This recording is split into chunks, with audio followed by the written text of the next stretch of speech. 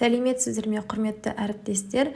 Бүгін мен сіздермен топтық жұмысқа арналған, оқушылардың қызығушылығын оятатын, күнде қайта-қайта осы ойындарды ойнай бергісі келетіндей әдіс-тәсілдермен бөлісетін боламын. Біздің әдіс-тәсілдерімізді бастамай тұра, менің каналыма жазылып, лайк басып, достарыңызбен бөлісуді ұмытпаңыздар. Олай болса, біздің бірінші әдіс-тәсіліміз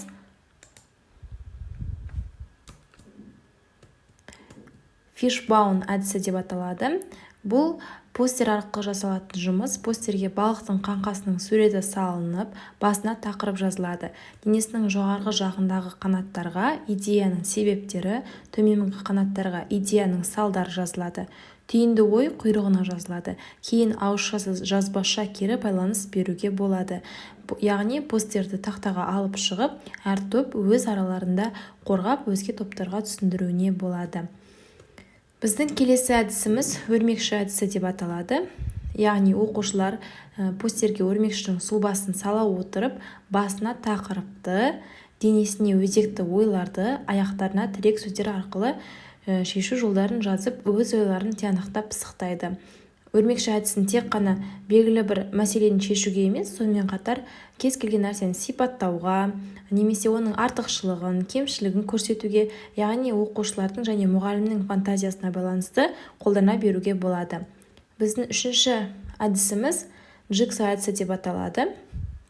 Яғни бұл жерде оқушылар мәтін көлемі бойынша бірнеше топқа бөлінеді. Мысалы, 4 топ болса, мәтінді 4-ке бөлеміз. Әр топқа бір бөліктен беріледі, және де әр топ белгілі бір уақыт аралығында сол берілген мәтінді оқып, өзге топтарға түсіндіретін болады. Яғни біз әр оқушы бір мәтінді толық оқып отырмайды, өзіне берілген бөлікті ғана оқып, қалған бөліктерін өзге топтың оқушылар түсіндірген кезде түсініп алады. Бұның басты тиімділігі оқушылар уақытты үнемдейді және өзара қарым-қатынастар қалыптасады. Келесі біздің төртінші әдісіміз қар кесегі әдісі деп аталады. Яғни бұны сергіту сәті ретінде де қолдануға болады.